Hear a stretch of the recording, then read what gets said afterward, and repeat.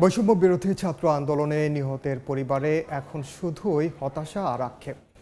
ভালো নেই হবিগঞ্জে নিহত ১৬ পরিবারের সদস্যরা। অধিকাংশ পরিবারে এখনও পৌঁছেনি সরকার ঘোষিত আর্থিক অনুদান।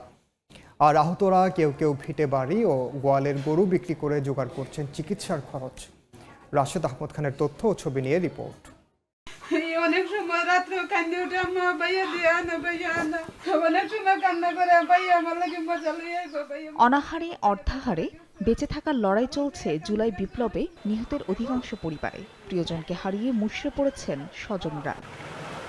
সন্তানের মুখে বাবা ডাক শোনার আগেই পুলিশের গুলিতে পৃথিবী থেকে বিদায় নেন হবিগঞ্জের রিপন। একমাত্র উপার্জনক্ষম ব্যক্তিকে হারিয়ে চোখে অন্ধকার দেখছেন তার স্ত্রী।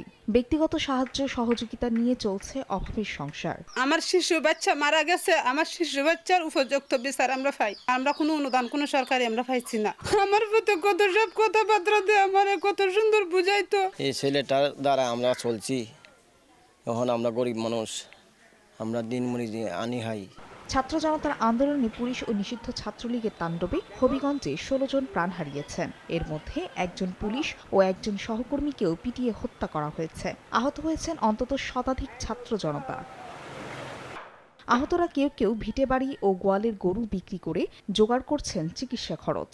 এখনো উপযুক্ত সম্মান বা অর্থ কোনো কিছুই মেলেনি হতাহত পরিবারে। তাদের নীরব হাহাকারে শুধুই ঝরছে আক্ষেপ আর হতাশা। যারা নিরীহ আছে তাদের আয় ব্যয় কিছুভাবে সংসার চলে না। আমার ভূতের গুলি হাইয়ে মরে গেছি, অনেক বাচ্চা কাচ্চাও আছে, আমিও আছি, আমরা তো কোনো সন্দেহ নাই। মারা যাওয়ার পরে যে যে যা দিচ্ছে আমরা হয়েছি না।